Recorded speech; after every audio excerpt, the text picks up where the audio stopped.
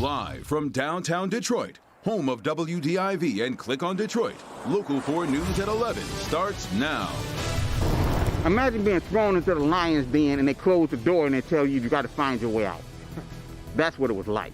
That's a description of Detroit's plowing effort from years past. Coming up, a progress report on this storm. This is night cam reporter Tim Pamplin. We're checking out the freeways this evening. Conditions not good, and I'm hearing they're going to get worse as the night goes on. We'll have your Southeast Michigan freeway update coming up.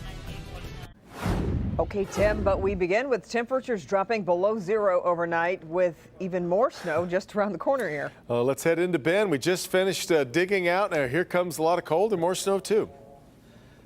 I mean, I guess all you can do is laugh at this point, but considering that both of these days are right next to each other, our snowiest and our coldest of the season. We're already in negative territory in some spots, especially up in Lapeer County, where it is 7, now 10 below zero. That's an air temperature, not a wind chill. 5 below in Ann Arbor, Flint's at 1 below, but we're still holding on to positive territory in the metro zone, albeit not for long. The good news is the winds are starting to die down, so these wind chills look almost identical to the air temperatures in pretty much all locations across the area. Here's the forecast lows. We're going to call it 1 at the airport for an official low temperature tonight. South zone lows will be in negative territory everywhere except the lakeshore. 5 below out in Onstead. Some of these places that we've already seen negative territory will go even deeper. 3, 5, 7 degrees below zero out in the west zone.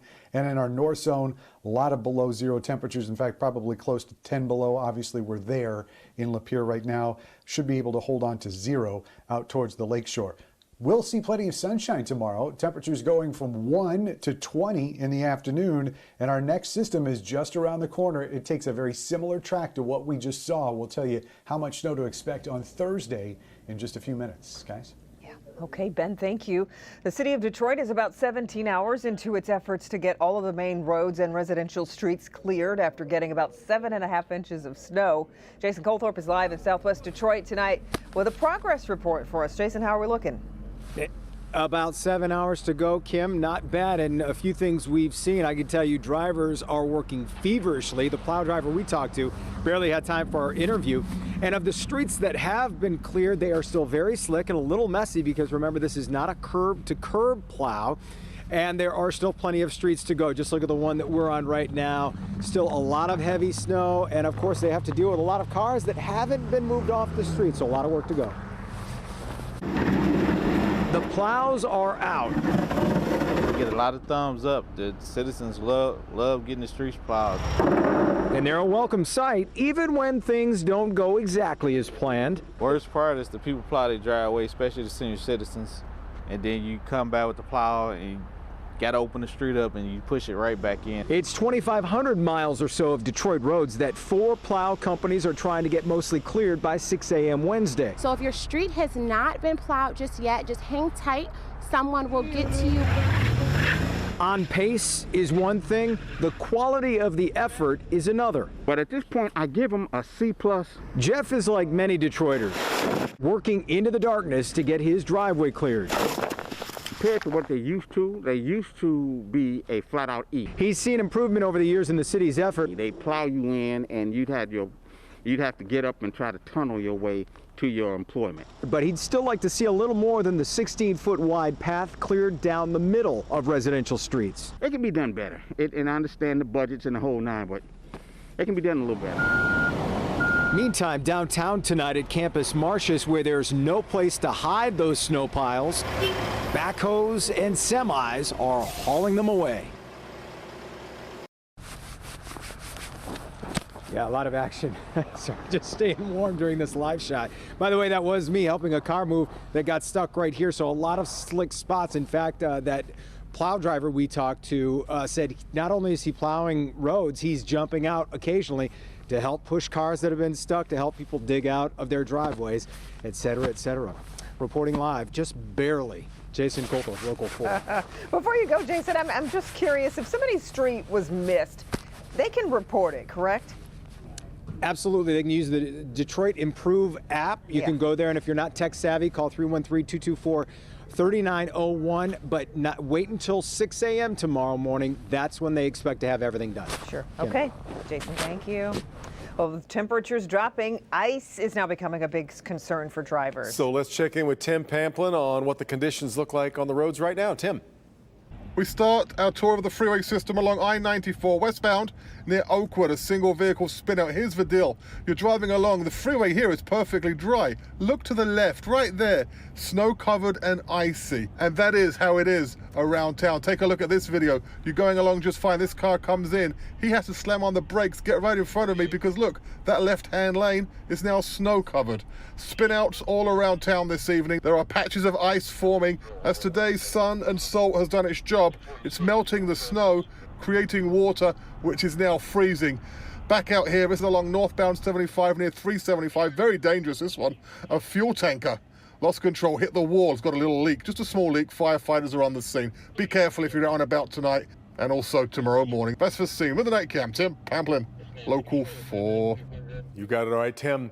He came under fire last week for his take on the insurrection at the U.S. Capitol. Now, Michigan's Senate Majority Leader Mike Shirkey defending some of his more inflammatory comments in an interview with a Jackson radio show. Mara McDonald live tonight. Mara, Shirkey has been getting national attention now for his insistence that it wasn't Trump supporters who attacked the U.S. Capitol on January 6th.